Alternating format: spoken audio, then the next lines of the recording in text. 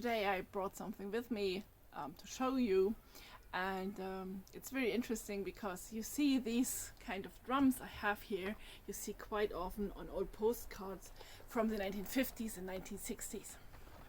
So they have this chief on the one side and this arrow on the other, and all this here with bark. So the funny thing is, it's how Native Americans also know the cliche and serve the cliche.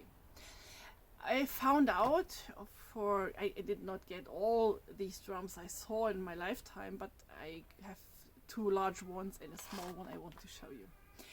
And as I said, these chiefs here are always the same, and the arrows on the backside are also always the same, and you will find them on a lot of postcards from that time, used by dance groups. So a lot of dance groups throughout North America bought from this guy the drums he made and he painted.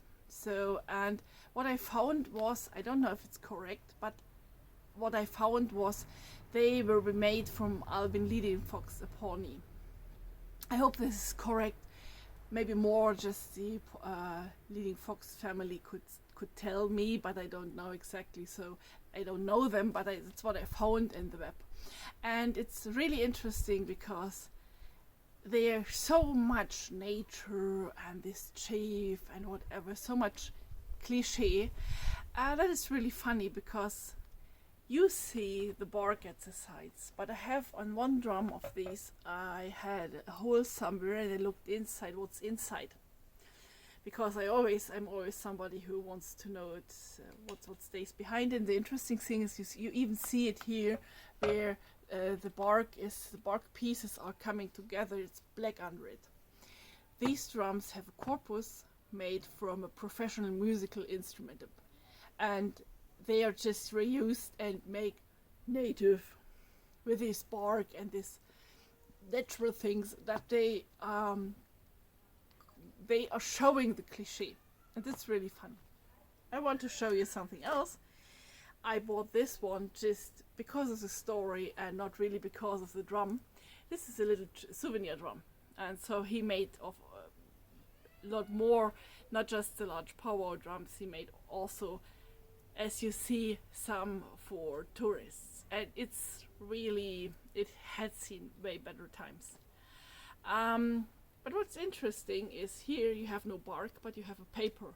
So it maybe had to be a bit cheaper for the tourists. But what's interesting is inside. What you see inside is a tin. I don't know from what brand or whatever and what was inside, but it's a store-bought tin that was eaten up and then recycled as a drum corpus. So these guys were not so much the cliche they tried to sell us with nature and whatever. They simply used what they had on hand, and yeah, I thought it would be a great story to tell, because commonly you can't see what's behind the postcard. So maybe it's a little bit interesting story, and maybe it's some clearing up of cliches about Native people, and yeah, reusing is absolutely very cool.